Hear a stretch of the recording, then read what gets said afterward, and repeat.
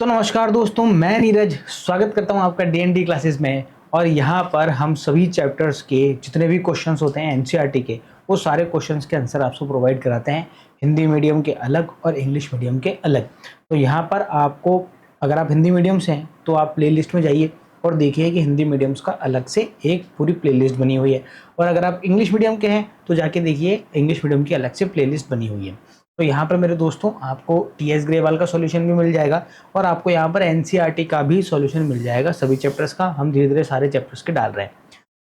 तो मेरे दोस्तों यहाँ पर ये जो वीडियो है, इस वीडियो के अंदर हम जो हमारा एनसीईआरटी है उस एनसीईआरटी बुक का हिंदी मीडियम का क्वेश्चन नंबर 3 हम यहाँ पर देखेंगे, डेप्रिसिएशन वाले चैप्टर का, मूल्य ह्रास वाले चैप्टर का। तो देरी किस बात की, फटाफट से हम शुरू कर लेते हैं हमारा क्वेश्चन नंबर 3 और देखते हैं कि क्वेश्चन नंबर 3 क्या बोल रहा है। तो देखो यहाँ पर ये जो क्वेश्चन नंबर 3 है, ये हमें क्या बोल रहा है, ये बोल रहा है कि 1 अक्टूबर 2017 को रिलायंस लिमिटेड ने 56,000 रुपीज़ की एक पुरानी मशीनरी खरीदी एवं इसके परिचालन में आने से पूर्व इस पर 28,000 रुपये इसकी काया पलट एवं स्थापना पर व्यय किए। अब देखो यहाँ पर इसने क्या करा है, एक पुरानी मशीनरी खरीदी है। अब मेरे दोस्तों, पहली चीज़ तो इस चीज़ से कोई फर्क नहीं पड़ता कि आपने पुरानी कोई मशीनरी खरीदी है या नई मशीनरी खरीदी है, उसको आपको बिल्कुल नई मशीनरी की जैसे ही मानना है, ट्रीट करना है। तो यहाँ पर 1 अक्टूबर 2017 को इसने खरीदी है और ये मशीनरी खरीदी है कितनी, 56,000 रुपीज़ की। अब मैं आपको पहले भी बता चुका हूँ कि कोई मशीनरी जब खरीदते हैं तो उसकी काया पलट पर या उसकी स्थापना पर, उस पर जो भी व्यय होगा वो सारे हम क्या कर देंगे, इसके अंदर ही क्या कर देंगे, जोड़ देंगे, इसके मूल्य में जोड़ देंगे। तो हम जो मशीनरी का फाइनल जो प्राइस बताएंगे वो जोड़ के बताएंगे, यानी 56,000 प्लस 28,000, तो ये हो रहा है मेरे दोस्तों 84,000। यानी हमारी मशीनरी की कॉस्ट कितनी है, 84,000। मतलब हमारी मशीनरी की जो लागत है वो लागत कितनी है, 84,000 की, ना कि 56,000 की। ये नहीं है, इसमें हमारे को खर्चे जोड़ने पड़ेंगे जो भी उसकी स्थापना पर खर्चे किए जाते हैं वो। आगे क्या बोल रहा है, अनुमान लगाया गया कि इसके 15 वर्ष के उपयोगी जीवन काल रहेगा। तो उसका उपयोगी जीवन क्या काल कितना रहेगा भैया, 15 साल रहेगा। आगे बोल रहा है कि इसको 6,000 रुपये अवशिष्ट मूल्य पर बेचा जाएगा। साथ ही यह अनुमान लगाया जाएगा कि 6,000 के अवशिष्ट मूल्य को प्राप्त करने हेतु 1,000 रुपये व्यय करने होंगे। सीधी व्यय से ह्रास लगाकर पहले 3 वर्ष का कमीशन खाता एवं ह्रास पर प्रावधान खाता बनाइए। खाते प्रतिवर्ष 31 दिसंबर को बंद किए जाते हैं। तो खाते भैया 31 दिसंबर को बंद किए जाते हैं। हमारा यहाँ पर इसने हमारे को डेप्रिसिएशन नहीं दिया है, हमें बताया नहीं है कि हर साल कितना मूल्य ह्रास लगेगा। तो यहाँ पर डेप्रिसिएशन हमारे को निकालना पड़ेगा, नहीं दे रखा है। तो यहाँ पर जो डेप्रिसिएशन यानी मूल्य ह्रास जो है वो कैसे निकलेगा, उसका एक फॉर्मूला है। उसमें हम क्या कर देंगे भैया, लागत, और लागत में हम माइनस कर देंगे भैया इसकी स्क्रैप वैल्यू।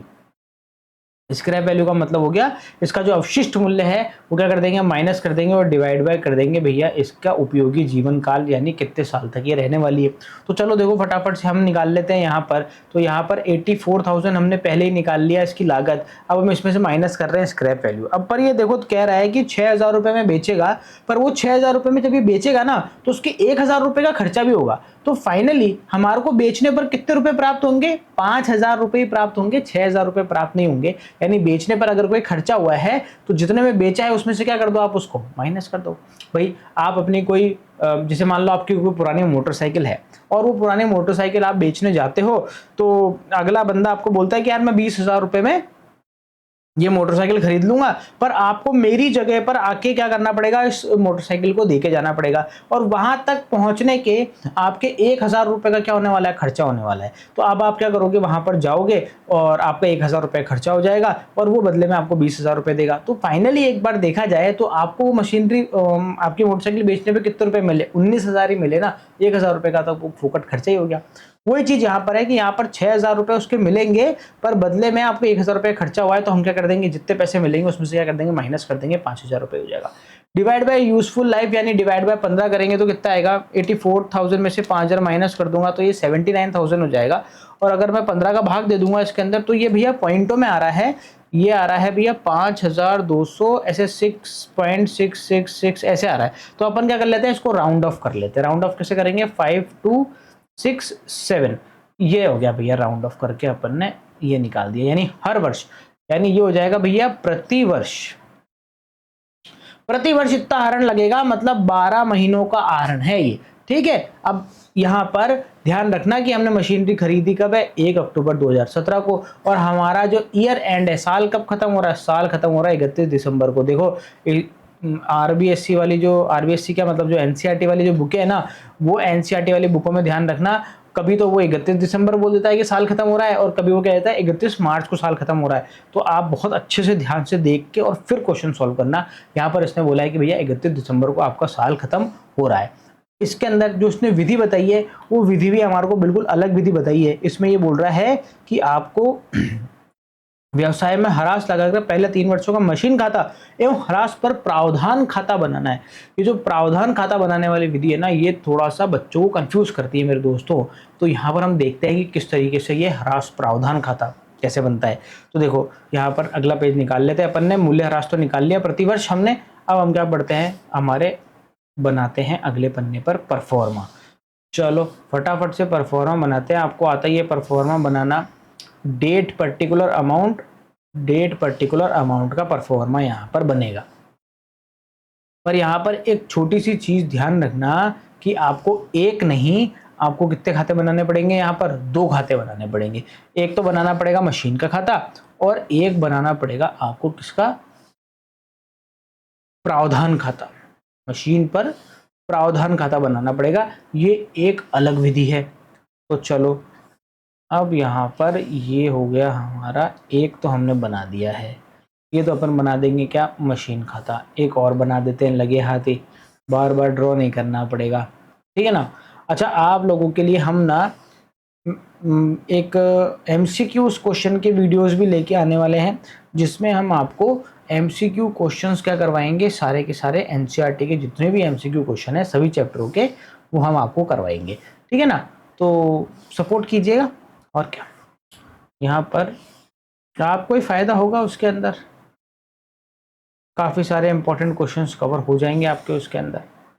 ये बन गया भैया, फटाफट से हो गया। यहाँ पर अपन लिख लेते हैं भैया, ये हो गया डेट, ये हो गया भैया पर्टिकुलर, ये आ गया आपका अमाउंट, फिर से आ गया डेट, फिर से आ गया पर्टिकुलर, और फिर से आ गया क्या, अमाउंट। ये हो गई भैया डेबिट साइड, और ये हो गई डेबिट साइज। और इसमें बोल रहा है मशीन ह्रास पर प्रावधान खाता, इसको इंग्लिश में बोलते हैं प्रोविजन फॉर डेप्रिसिएशन अकाउंट, ठीक है। पहले वाले में भी सारी डिटेल लिख देते हैं, डेट लिख देते हैं, पर्टिकुलर लिख देते हैं, यहाँ पर अमाउंट लिख देते हैं, फिर से डेट, फिर से पर्टिकुलर, और यहाँ पर आ गई मेरे दोस्तों अमाउंट, और यहाँ पर हम क्या लिख देंगे, मशीनरी अकाउंट, मशीनरी खाता। ये आ गया आपका डेबिट साइड, और ये आ गया भैया क्रेडिट साइड, ठीक है। और ये है आपका क्वेश्चन नंबर 3, यहाँ पर ये सब चीज़ें मेंशन कर देते हैं। चलो जी, अब फटाफट से हम यहाँ पर लिखना शुरू करते हैं। हम सबसे पहले क्या कर रहे हैं, मशीनरी खरीदेंगे। देखो जब भी मशीनरी खरीदेंगे तो इस साइड डेबिट साइड आएगा, मशीनरी बेचते हैं तो क्रेडिट साइड में आता है। मशीनरी जब भी हमें बढ़ानी होगी हम डेबिट साइड में लिखेंगे। मशीनरी में किसी भी तरह की कमी करनी होगी, कमी 2 कारणों से आती है मशीनरी में, या तो उस पर मूल्यह्रास लगेगा, या हम मशीनरी को कर देंगे बेच देंगे। तो मशीनरी एक पर अगर मूल्यह्रास लगाना है तो क्रेडिट साइड लगाएंगे, और मशीनरी को अगर सेल करना है तो वो भी किस साइड लिखेंगे, क्रेडिट साइड लिखेंगे। यहाँ पर ये जो मेथड है ना, इस मेथड के अंदर आपको बोल रहा है मशीनरी खाता भी बनाना है और ये ह्रास पर प्रावधान खाता भी बनाना है।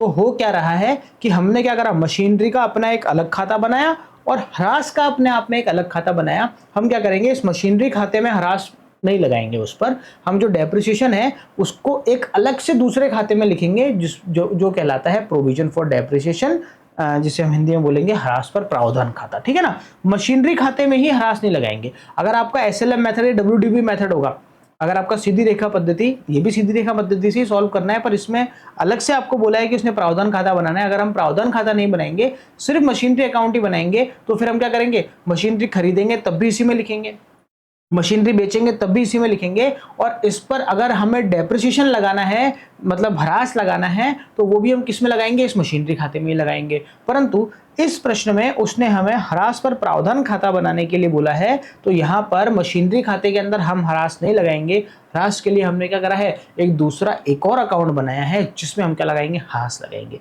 अब हम फटाफट से क्या करते हैं भैया, मशीनरी खरीद लेते हैं। यहाँ पर 2017 लिख देंगे और हमने यहाँ पर 1 अक्टूबर को मशीनरी खरीदी है, तो हम यहाँ पर लिख देंगे भैया टू बैंक।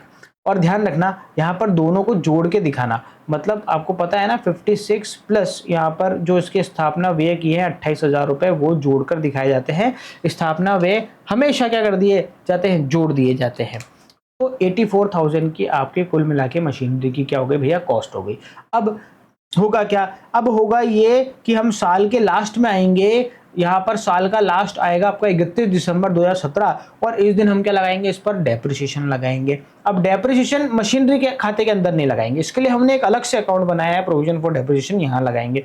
तो डेप्रिसिएशन हमेशा क्रेडिट साइड में ही लगता है, तो हम इधर लगाएंगे। देखो क्या होगा, 2017 31 दिसंबर, इस खाते में सिर्फ और सिर्फ डेप्रिसिएशन ही लिखेंगे। मशीनरी बेचने खरीदने वाला किसी भी तरह की कोई एंट्री नहीं आएगी। बस हमारे पास में जो मशीनरियां हैं उस पर हम डेप्रिसिएशन लगाएंगे, तो कहाँ आके लगाएंगे, इधर प्रोविजन फॉर डेप्रिसिएशन खाते में आके लगाएंगे। तो यहाँ पर हमने डेप्रिसिएशन लगाया, तो हम यहाँ क्या लिखेंगे, बाय डेप्रिसिएशन लिखेंगे। और ध्यान देना, हमने मशीनरी कब खरीदी, 1 अक्टूबर को खरीदी, तो 1 अक्टूबर से 31 दिसंबर तक, अक्टूबर नवंबर दिसंबर, सिर्फ और सिर्फ कितने महीने हुए मेरे दोस्तों, 3 महीने हुए हैं। और देखो 5,267 तो हो गया पूरे 12 महीने का। तो अगर हमें 3 महीने का निकालना है, 3 महीने का डेप्रिसिएशन निकालना है, तो कैसे निकालेंगे, 5267 डिवाइड बाय 12 महीने इनटू हमें कितने महीने का चाहिए, 3 महीने का चाहिए, अक्टूबर नवंबर और दिसंबर का चाहिए। तो निकाल लेंगे भैया, कैसे निकलेगा, 5267 डिवाइड बाय 12 इनटू 3।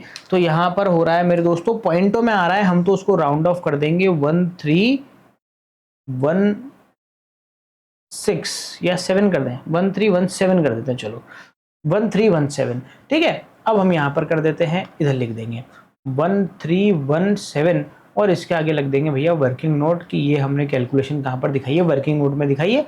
आगे लिख भी दो भले 3 महीने का, ताकि आपको कंफ्यूजन ना हो, खुद के लिए लिखना है ये तो, ताकि आपको खुद को कंफ्यूजन ना हो किसी तरीके का। अब देखो हमने डेप्रिसिएशन लगा दिया, हमें साल के लास्ट में 2 ही काम करने होते हैं, एक तो लगाना होता है डेप्रिसिएशन और एक फिर हम निकालते हैं बैलेंस। अब यहाँ पर 2 खाते हैं तो बैलेंस भी दोनों खातों का निकलेगा, ठीक है। तो फटाफट से ठीक है भैया बैलेंस निकाल देते हैं, इस खाते का भी निकाल देते हैं, उस खाते का भी निकाल देंगे। ये आ गया भैया आपका 31 दिसंबर, अपन यहाँ पर क्या लिख देंगे भैया, बाय बैलेंस CD, और कितना बैलेंस आ जाएगा, 84। नहीं तो हमने कोई मशीनरी बेची, नहीं हमने कोई मशीनरी खरीदी, और डेप्रिसिएशन भी हमने इस खाते में नहीं लगाया, डेप्रिसिएशन भी दूसरे खाते में लगाया, तो इसका तो बैलेंस हमेशा कितना ही रहेगा, 84 ही रहेगा, जब तक कि हम कोई नई मशीनरी ना खरीद लें या फिर कोई मशीनरी को बेचना दें, जब तक यही रहने वाला है, ठीक है भैया। तो इधर भी 84 आ जाएगा और इधर भी 84 आ जाएगा। अब ये बैलेंस दूसरा खाता है भैया, इसका भी बैलेंस निकालना है हमारे को, तो इसका बैलेंस निकलेगा भैया इधर टू बैलेंस CD, आगे लिख देंगे भैया बैलेंसिंग फिगर, और यहाँ पर लिख देंगे भैया 2017 31 दिसंबर, और ये आ गया 1317, और ये हो गया भैया खत्म। यहाँ पर करो भैया इसको बिल्कुल लाइनें वाइनें खींच के बराबर, एकदम डबल लाइन खींचना, नीचे वाली है ना, डबल लाइन का मतलब होता है कि ये जो है वो साल यहीं पर ही खत्म होता है। अब इसके आगे की जितनी भी गणना होगी वो अलग होगी, इसका ऊपर वाली गणना से किसी भी तरह का कोई भी लेना देना नहीं है।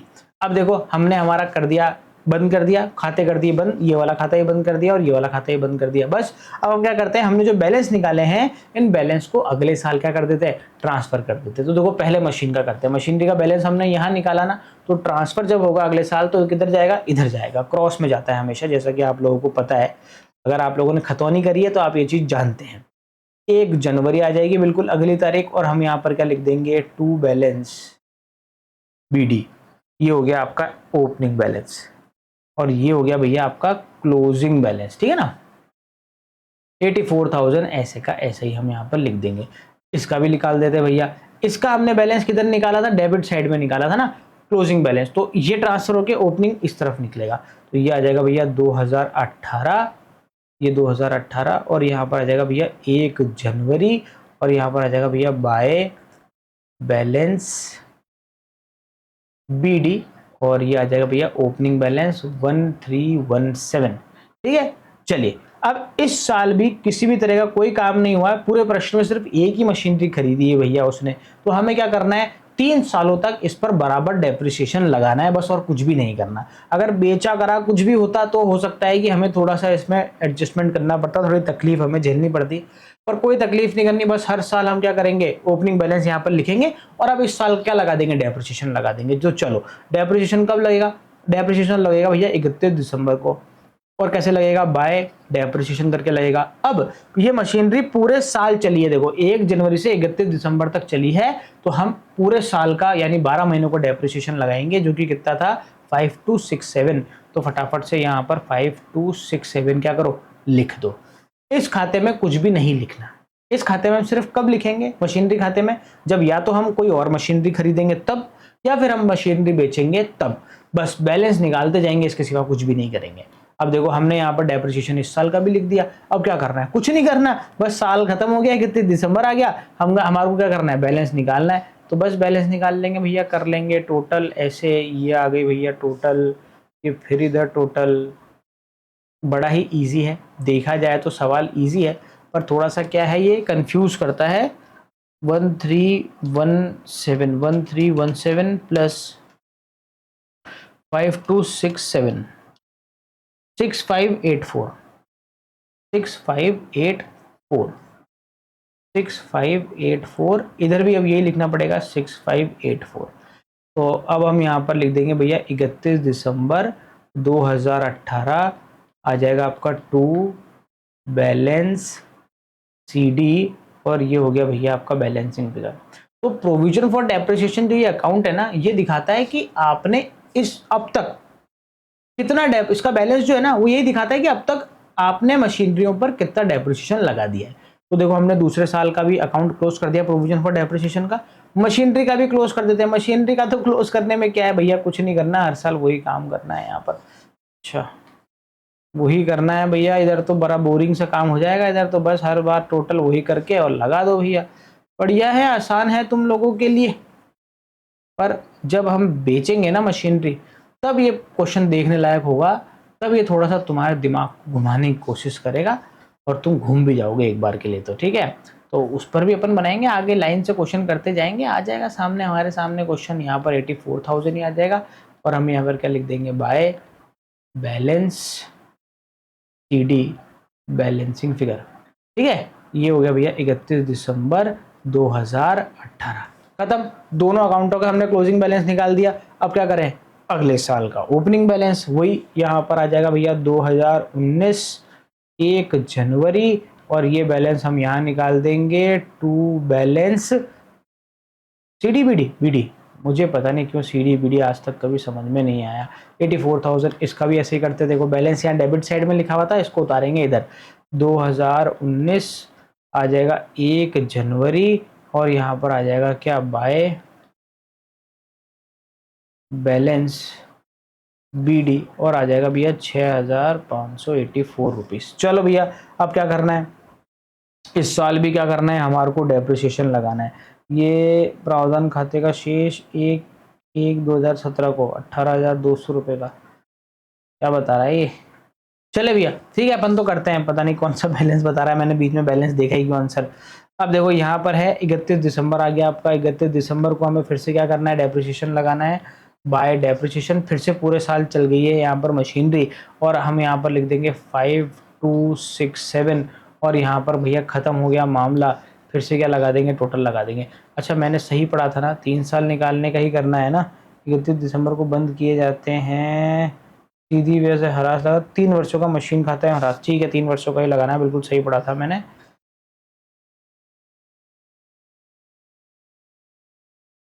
ठीक है भैया, यहाँ पर दोनों की जोड़ लगा देता हूँ मैं, 5267, तो ये आ रहा है भैया 11,851, 11,851, 11,851, इधर भी लिख देंगे 11,851, और यहाँ पर आ जाएगा to balance CD balancing figure यहाँ पर आ जाएगा भैया 31 दिसंबर 2019। ये खाता हो गया भैया ख़त्म, 3 साल के बना दिए। मशीनरी को भी ख़त्म करते हैं। मशीनरी का तो ख़त्म करने का क्या ही सेंस है, सेंस तो है, मतलब आपको करना तो पड़ेगा। प्रश्न दिया है तो उसको पूरी तरीके से सॉल्व करना पड़ेगा। है कुछ भी नहीं, जैसा कि तुम देख रहे हो, बड़ा ही आसान है। बस आपको क्या करना है, जो डेप्रिसिएशन है वो आपको दूसरे खाते में लिखना है, ना कि मशीन खाते में लिखना है। बस इतना ही ध्यान रखना है और कुछ भी ध्यान नहीं रखना। हाँ, जब बेचेंगे ना मेरे दोस्तों तब आपको दिक्कत आएगी। तो तब का अभी प्रश्न जो है, आप या तो मुझे सीधे कमेंट सेक्शन में नंबर बता दो कि सर इस नंबर का क्वेश्चन है, तो मैं आपको सीधे ही सबसे पहले वो वाला क्वेश्चन क्या कर दूंगा, सॉल्व करके बता दूंगा। यहाँ पर आ जाएगा भैया by balance CD balancing figure. तो यहाँ पर ये 3 साल के मशीनरी खाते क्या हो गए, बन गए हैं। यहाँ पर मैं आंसर देख रहा हूँ तो यहाँ पर 1/1/2017 को ह्रास पर प्रावधान खाते का शेष बोल रहा है 18,200 रुपये। क्यों बोल रहा है मुझे नहीं पता, क्योंकि मशीनरी हमने 1 अक्टूबर 2017 को खरीदी है, तो 1/1/2017 का बैलेंस देने का क्या सेंस है, मुझे नहीं पता। अपना बिल्कुल सही बन रखा है मेरे दोस्तों, कोई दिक्कत नहीं है, बिल्कुल सही है। यहाँ पर आप इसे कर सकते हैं। मेरे दोस्तों मिलते हैं अगले वीडियो के अंदर। जब तक क्या करें, मस्त रहें, स्वस्थ रहें, खाते पीते रहें। जय हिंद।